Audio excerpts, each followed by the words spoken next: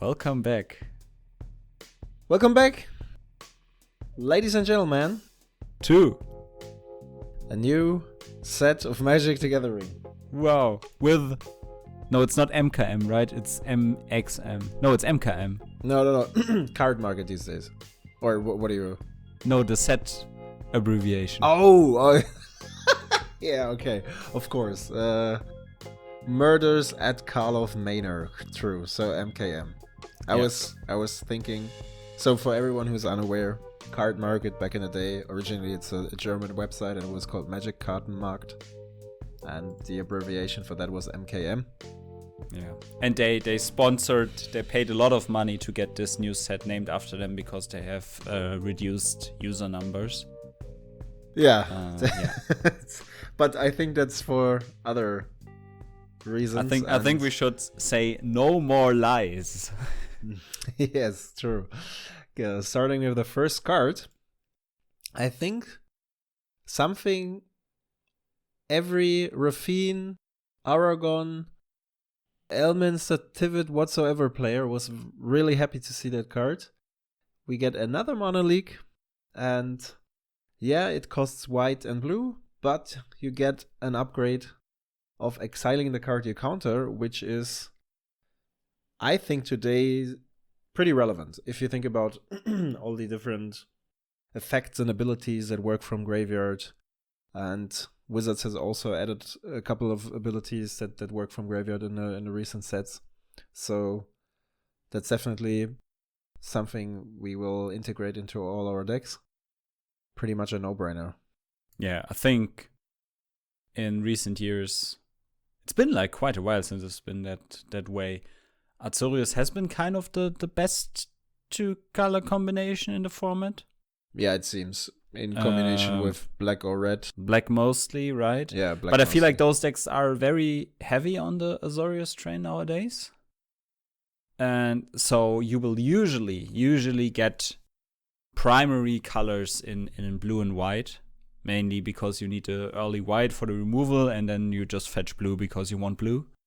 So I think this is rather easy to get online, even in like a 3 or 4 color pile. Yeah, I think so too. And obviously exiling cards is especially in the current metagame really important. I think everybody who plays like the random graveyard exile can remember like at least one game every week where it's just one exile changed the game basically. Yeah. And this obviously a lot of the times this will not really matter, but I think first getting another Mana League is pretty good. Yeah, absolutely. And then obviously with a very relevant upside in 2024. Yeah. This is a very good card. Absolutely. I love it. But yeah. It's also cool that because like counter spells Wizards is very obviously we get some new ones sometimes, but we don't really get them with like interesting upside a lot of the times.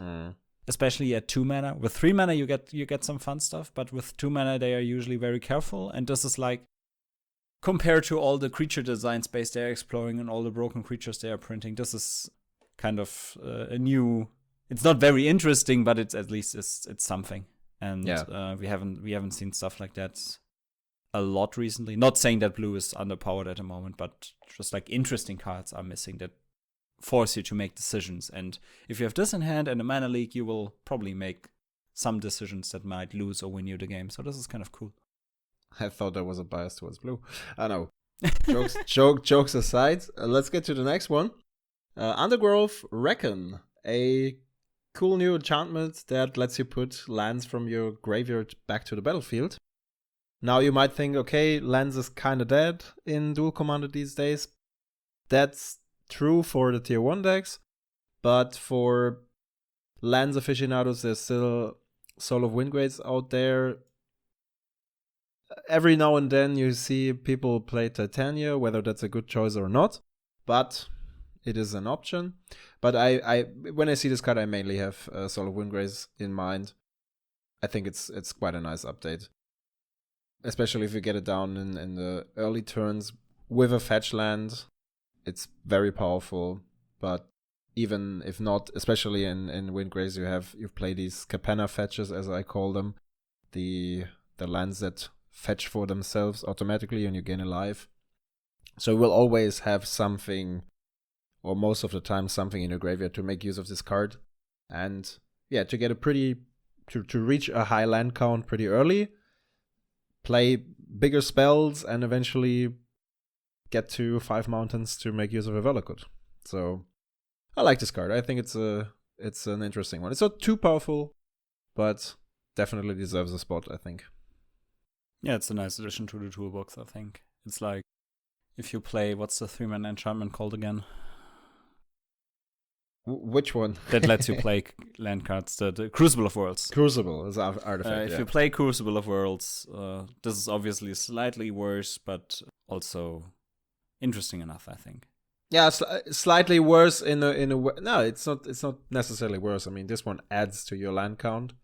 While that's true. Yeah, right. So, but it's restricted to green. But most of the time, if you do something with lands, you're probably playing green. So that's not really a downside here. And you're usually having enough lands to cast color hungry spells. Yeah, exactly. And your land fetch you usually forest. So yeah. Or I think this is in good. some cases they fetch you a new cycle of upgraded temples, which is interesting. I mean, I didn't really expect something like this. First of all, that we ever get to see something like temples again. Okay, maybe that's not that big of a deal, but Surveil is obviously better than just scrying cards. But also that these cards are fetchable is quite an upside for 2-color decks, especially, I think. You will rarely see these cards in 3-color plus decks, since most of the times tempo is very relevant and you cannot afford to play too many tap lands, apart from the Triome you usually feature, or Triomes.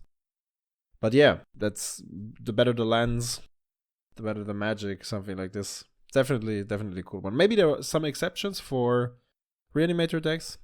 Aminato, for example, might want to play more of those cards. That's definitely an interesting interaction. But apart from that, I think it's mostly restricted to 2-color decks. What do you think? Yeah, I think it's obviously it's cool that we also get the full cycle immediately, which sometimes, if you remember the cycle lands, does not really happen. So true.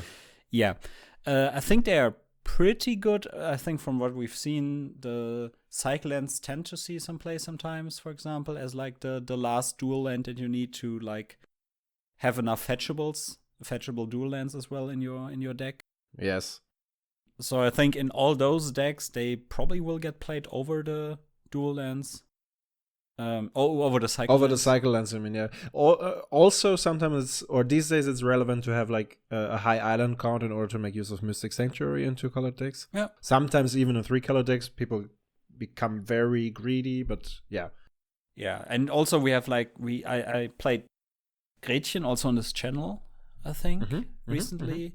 Yeah. And in that deck, you really need all the green-blue lands because you want to fetch forests with your forest fetchers to ramp. And in that deck, those cards are also great. So yeah, I didn't even think that's a very niche case, obviously, and that deck isn't very powerful. But having the option to have more fetchable dual lands is great. And having like Surveil 1 as an upside, which will definitely kill you someday because your opponent randomly flipped a Grizzleband or whatever broken reanimator target we will have done. Yeah, not too powerful, but nice to have them. And I think those are the best cards in Magic. Not too broken, but open some new ways to build decks. Yeah, true. Okay. Next up, we have Long Goodbye. To eliminate. Yes, because we will probably not see that card anymore. Unless you play Sheoldred Both. Or Mono Black Control. Yeah. Yeah, that's... I think which will happen quite a bit, because 3-mana commanders are, aside from Aragon, kind of the hot shit at the moment. Yeah, it seems. I mean, you have the aggressive spot is still taken by Yoshi and Feldon. Then you have Rafine, you have Slimefoot. Slimefoot might have like an extra position maybe due to the reanimate ability it brings with it. But apart from that, I'd mostly agree. Many command zones are Rootstein, yeah, whether it's Grist or Rootstein, you can handle both. Light Paws. You see sometimes Gerson. Gerson is very good because you can just kill him through the ward. Same for Rafine, yeah, that's very good. Yeah. So it's no need to debate about Eliminate that is played a lot. This will be played even more. Yeah. It's cool to see a new black removal card. It's cool that it's not unconditional. So maybe it's not cool that it's unconditional. That it's not unconditional because we need more ways to kill reanimated large creatures. But yeah, it's cool. Yeah, definitely. And the art is nice. The art is cool. Yeah. It's very, very brutal. Yeah, I like Eliminate more, but it's okay. We take the better abilities for sure. Then they are on the way to complete the 3 single pips charm cycle, or however you like to call it. The first one was Archmage's Charm. Now we have the Archdruids Charm, which is, for several decks, quite a powerful card, I have to say. Yes. So if you like the first ability, search your library for a creature land card, reveal it. You have either a bit overpriced Eladamri's Call, which is in most cases still okay, or you have a direct land tutor, which is again relevant for Soul of Windgrace in order to bring Valakut directly onto the battlefield at instant speed, even better. The second ability is like, takes a spot of, okay, I'm green, I try to be a removal, which is also fine. And the third one is probably, well, what's the worst case? Artifacts and enchantments are not that much represented unless you face some affinity or enchantress archetypes. But every now and then you might get to exile Urza Saga or something like this. So we'll also make use of it from time to time. Or you can exile a Chaos Defiler, for example, because it's an artifact creature. That's not too bad. There will be some situations for that. Yeah, I think the land ability is kind of the prime thing here. Yeah. And it's not really great at the moment because the main targets, because there aren't really like decks focused around a single land outside of Windgrace, which is not an insanely popular deck. But if we get something like a Field of the Dead, for example, back, or a similar card in power on a land, this will obviously spike up very high in value. And 3 mana to find a creature on instant speed is also not the worst thing. So if you're into brewing stupid, very streamlined creature combo decks in mono green or stuff like that, this might be a fun card to play. Not sure if we would have featured this card in Thrasia's Tymna and Larun. No way. I mean, three. Yeah, don't say that. I mean, these days the mana curve is very good, and all the dogs producing green. Me neither. But well, we will definitely see this card every now and then. I'm pretty sure. I was thinking of Gidrock, but I think Gidrock is kind of outdated. It's a pretty cool deck, but it was a pretty cool deck, but I haven't seen it on the battlefield for a long time now. I haven't seen popular players that are into the deck picking up Gidrock for a long time now. We haven't seen any results with Gidrock. It seems like times have changed. Yeah, I think the frog is finally outdated. Yeah, sad. Took a long time, but well, that's how it is. Yeah, sometimes. Then there is the Doorkeeper Thrull, which is not that much of a spectacular card, but I thought it's worth to mention because we have the Hushwing Gryph already. A 3 mana to 1 flash with the same ability, but it's only restricted to creatures, I think. This one even shuts down artifacts. Yes, that's true. we talked a bit about prior to the podcast here or the review, how this card could affect certain matchups. And you brought up some interesting examples. Ertai, Atraxa, what was it else? What did we have? Aragon, it's kind of cute against. You denied a Monarch. Yeah. You can deny the initiative stuff. The problem with this card is a bit that as long as your deck doesn't use I put it in a different way. As long as you're playing white, you have to play white to play this card. Most of the time, if you play white, you will probably play Solitude, which is an ETB. So the more creatures you play with ETBs, the worse this card becomes. So you have to have a certain environment for this card, which makes it a bit difficult to be played, to be honest. But having the mana reduction of 1 in comparison to all the other effects or cards that give you this effect is quite an upgrade, I think. Yeah, I think the issue is that a lot of hate bear decks nowadays play a lot of enter the battlefield abilities because that's just what the good white cards are. Yeah, true. So that's a little bit rough, but I think it's still a nice tool to have. Maybe it will, if like some enter the battlefield deck starts escalating in the future, this might be a way to shut that down very efficiently. 2 mana on instant speed. And if not, well, it's an uncommon, right? So it's not. Oh, it's a rare. Okay, but it probably won't be very expensive. So yeah, that's true. And then it's just another Thrall in your collection, which you probably have 1 million of. Yeah. Okay, next up. What you also should have 1 million of is clue tokens. Yeah, at least you can try. That's what the Tivit players say, right? Yeah, I mean, it's a common card. You can even play it in Pauper. Woo!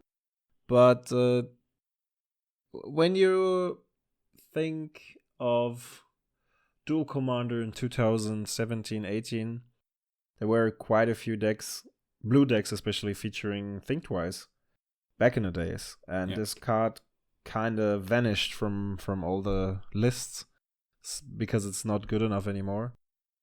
This one might be a fair chance to bring it back somewhat, because you don't have to pay 3 mana again. You only have to pay 2 mana, and also this card can synergize in some decks with the artifact count on board. If you have Urza Saga or something like this, this might be an upgrade strictly, and makes it good enough to be included in some decks again. I think mono blue decks can make use of that for sure. I think the issue kind of is that, like, the format at the moment forces you to interact on turn 2 usually. And so what most people play are the heavy hitter draw 2 with a lot of upside cards on turn 4 or a little bit later.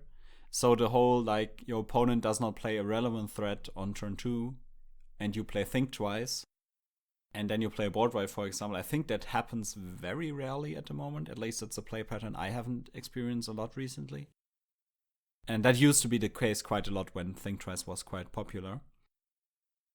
But maybe the clue is nice and the cost reduction is nice. So maybe this is flexible enough to get the whole this kind of card back on the menu. Yeah, and the picture is nice. I mean, like the thing he's holding. Yeah, a lot opens of lore up for some on the card. Also that, not that much text as we're used to. Finally, some flavor text included again. Yeah. Okay. The first case we will talk about today. So this is a new category of enchantments released with this set. Some kind, in some way, it's a bit similar to Sagas. Just that, don't you think so? Not really. They look very similar, but the effects are very different, right? The effect's different. They don't trigger automatically. That's true. You have trigger to at the end step. Or maybe it's more like how was it called? It was not case. I don't even know how the freaking cards are called. Wait. You'll keep people entertained? I will Google one card real quick. Okay, so we have a case of the locked hothouse. I don't know what's inside of the hothouse. I can now scroll in. And it's probably a dead person, which is not good. Class is the one I was talking about. Yeah, a little bit. I think the main thing is this is quite a unique card type. I think it's a very cool idea. We have like most of them have a static effect, and then you have a second effect that you unlock by getting some conditions solved at the beginning of your end step. So with this, for example, you will get almost Future Sight at 4 mana, which is very good. And you only have to control 7 lands, which can be done, actually, in 2024. You will not die turn 3 every game. Most games, but not every game. So maybe you will find what's inside the locked hothouse. It might be too slow, actually, even for the lands decks, but there's also a white case, I think, but this was also a bit too cute in my opinion. Maybe I underestimate the card. We will see. I think the nice thing about this is that it's 4 mana, so if you play your 2 mana ramp spell on turn 2, you can play this on turn 3, play an additional land, maybe get down some kind of small interaction spell, because this is not very green hungry, so you can play this in multicolor decks actually. Yeah. And then you have 5, and on the next turn already, if you play 2 lands, you already have the ability activated. So you just need this card and 7 lands in your hand, and then you're good. It's that easy, guys. It's that easy. Then there's another blue card for everyone who's into Zai, who has not yet given up the top tourist. There's no reason to give it up. I think it's still a fine deck. It's a pretty good deck, right? I think so too. Maybe not on the top of all the lists at the moment, but I think it's one of the decks where if you face it, you're always kind of scared. Because on one side, you don't know what the opponent is playing usually, because Zai decks tend to be very crazy in card selection. That's true. And also because at that point you realize like, oh, damn, I haven't practiced that matchup at all. I mean, I know what the deck does, but it's depending on the cards in hand, depending on the amount of artifacts and the time you can bring down Zai, it can escalate quite quickly. Yes. And then you all of a sudden you have like a couple of top tiers on board, and then there's Retrofit Foundry and other shenanigans you can come up with. So yeah. But the Forensic Toolsmith. It's a new. I think we have like a 4 mana card that says whenever you cast an artifact spell, draw a card. This is obviously worse. Mm-hmm. No, it's not worse. It's obviously a different card.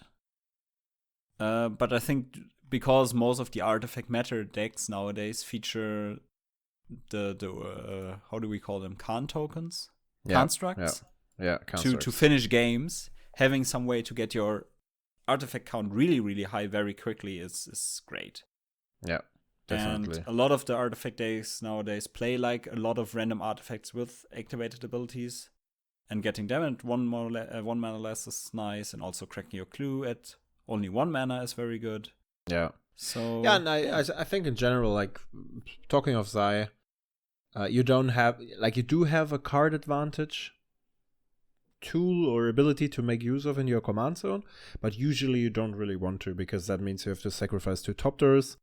Yeah. Sometimes you also, this ability is obviously also abusable with Bridge or Winter Orb or something to sacrifice at the end of turn, or when you want to go into combat because you have a big army. But most often it's not like the go-to card advantage ability you activate turn by turn. So this one creates not only a top tier for you, but also a clue token.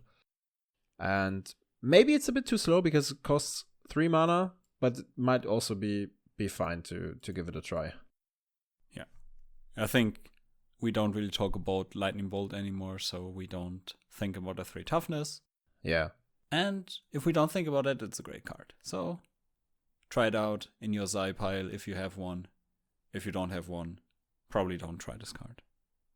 And with the Lightning Bolt, we arrived at red color, which leads us to the Fugitive Codebreaker. Small, nasty little goblin. Prowess and haste.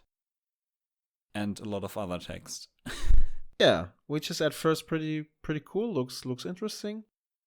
The reason why we bring up this card is so there's another, apart from the cases. I mean, everything is about clues and solving riddles. Not riddles, how they're called. Yeah, cases. And there's also the disguise ability, which is obviously an upgrade to Morph, since the creatures also get Ward 2. The problem in Duel Commander might be, and it might also be a problem in Modern, that the part of playing the creature or whatever permanent for 3 mana face down is a huge tempo loss in most situations. So the upside of disguising it back has to be insanely good. This, I'm not really sure in which deck we could see something like to match the goblin. But the fact that you might get to a point where you just only pay a red and get it flipped, and then you draw 3 cards for free. It might be that we can play this card at some point. I'm skeptical about that, mostly due to the fact that we have to pay the 3 mana, and yeah. It's just a little bit too expensive, I think. That's the sad reality. But yeah. It's a very cool effect. Obviously we know from like Bomat Courier, for example, these kind of cards can be very strong. Yeah, I think, and that also counts for most other cards. I haven't really seen any card that from which you would say, okay, it's that good, we have to play it. It has to be either the creature itself being very powerful and having disguise as an upside. Yeah, that's basically it. But that's not the case. And then even then, you would probably, in 80% of the situations, or maybe even 90%, you would still just play the creature as it is and not morph it. So yeah, it's a bit sad for our format. I think in standard this might be interesting, but that's how it is. Yeah. And with that, we already reached the 10th and final card of our little review session. I think our conclusion for the set is, like most sets that we've talked about recently, outside of Modern Horizon kind of decks, kind of sets. Some fun cards. I think the mechanics these times are really cool and very interesting, and maybe open some potential for the future. Maybe those are the mechanics that we will hate when we see them in Modern Horizons picked up again and turned up to a maximum. But yeah, it's a very fun deck, a set, a very flavorful set as well. I think all the mechanics make a lot of sense, and yeah, so pretty cool. Forward Absolutely. to maybe trying some cards out. We'll probably not buy a booster box. Haven't done it in years, but we'll probably buy some singles. We're definitely very hyped for Modern Horizons 3. Are we, or are we scared? Both, I would say. Yeah, I think we're scared. Yeah. Let's see. It will. I mean, maybe we're even disappointed. Like, people expect a huge twist. That's true. But I don't think so. Maybe they won't print 20 broken cards. This is the secret money glitch Wizards has invented. So just go and use it. Would be dumb not to. Slow down. Yeah, me neither. Yeah. Okay. Thank you for listening. And see you next time. See and hear you next time. Yeah, next video or next set review. Exactly. Or next meta breakdown. Next meta breakdown will take some time. I think the next time you will hear from Samuel and me is when we release the interview with the committee. Oh, right. With that being said, if you have any questions, so just for our audience, the exact date for the interview will be the 31st of January, which will be 3 days after the next update. So this will be next Wednesday, or Wednesday next week. If you have any questions after that update or now up front, let us know in our Discord. We have a dedicated channel over there, and you can post all your thoughts and ideas and whatsoever over there, and we will try to integrate that into our interview. Okay. Have a nice day, evening, night, morning, whenever you listen to us. And see you next time. Bye-bye.